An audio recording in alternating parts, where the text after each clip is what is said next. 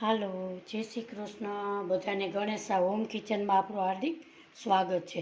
આજે હું બટેટાને આપણે કેવી રીતે સાચવવા એની હું માહિતી તમારી સમક્ષ લઈને આવી છું.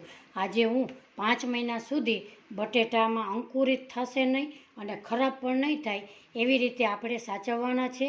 એની એક માહિતી તમારી સાથે હું શેર કરીશ. જો આજનો વિડીયો મારો તમને ગમે તો મારા વાલા મિત્રો મારી ચેનલને લાઇક શેર ને સબસ્ક્રાઈબ કરવાનું તો ભૂલશો જ નહીં.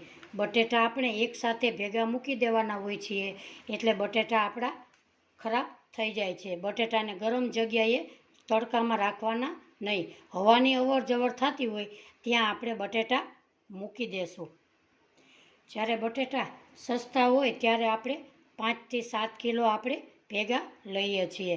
ચોમાસાનું વાતાવરણ હોય તો ત્યારે ઉગી જાય છે. કોથળીમાં ભરેલા હોય તો પણ એ અંકુરિત થઈ જાય છે. એનો બધાનો પ્રશ્ન આજે આપણે સોલ્વ કરીશું. આપણે ઝાઝા બટેટા લઈએ છીએ ત્યારે હવે આવી રીતે અંકુરિત એમાં ઉગી નીકળે છે. આ બટેટા ખાવા એ શરીર માટે હાનિકારક છે. માટે આવા બટેટા ખાવા આપણે ન જોઈએ. ઘણા લોકો ફ્રીજમાં બટેટા મૂકતા હોય છે. એ બટેટા પણ ખાવા ન જોઈએ કારણ કે એમાં સુગરનું પ્રમાણ વધી જાય છે. અહીંયા આપણે 2 ટ્રીક લઈને આવી છું.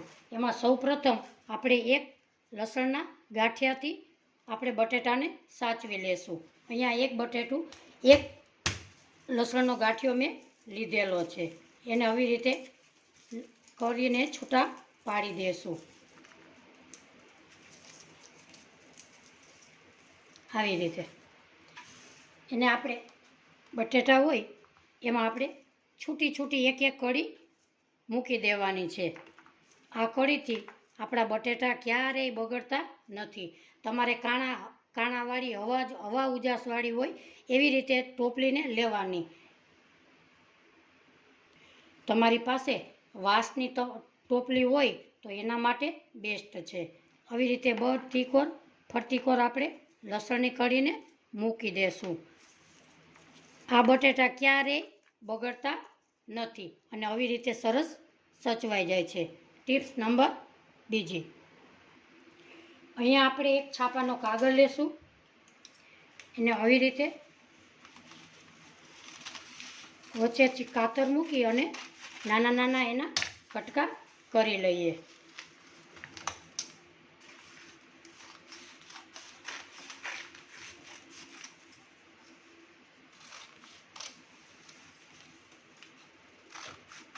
આવી રીતે